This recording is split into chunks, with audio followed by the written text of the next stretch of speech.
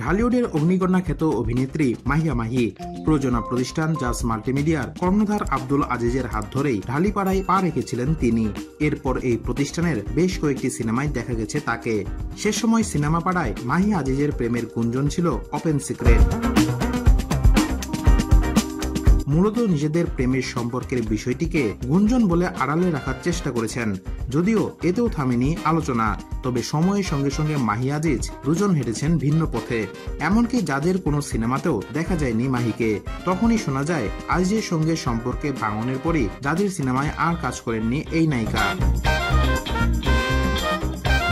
সম্প্রতি দেশের একটি গণমাধ্যমের সাক্ষাৎকারে মাহির সঙ্গে প্রেমের গুঞ্জনের বিষয়টি নিয়ে কথা বলেছেন আব্দুল আজিজ।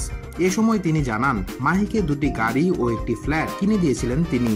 আব্দুল আজিজ বলেন, মাহি যখন জাজের সঙ্গে ছিল তখন তাকে দুটি গাড়ি ও একটি ফ্ল্যাট কিনে দিয়েছিলাম আমি। মাহির সঙ্গে প্রেমের গুঞ্জন সম্পর্কে তিনি বলেন, তার একটা ব্যক্তিগত জীবন আছে, আমারও সংসার রয়েছে। প্রেমের বিষয়টি সামনে এলে দুজনকেই বিব্রত হতে হয়। এটা অনেক আগের ঘটনা, তাই এই বিষয়ে এখন কেউ প্রশ্ন না করলেই ভালো হয়। জাজের কর্ণধার বলেন, একজন ভালো মানুষই একজন ভালো প্রেমিক হতে পারে।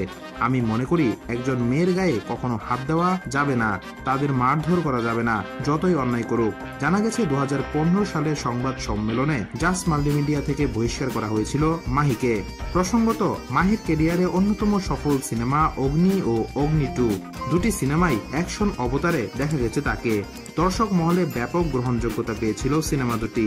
ভক্তদের কাছেও অগ্নিকন্যা হিসেবে পরিচিতি পান মাহি।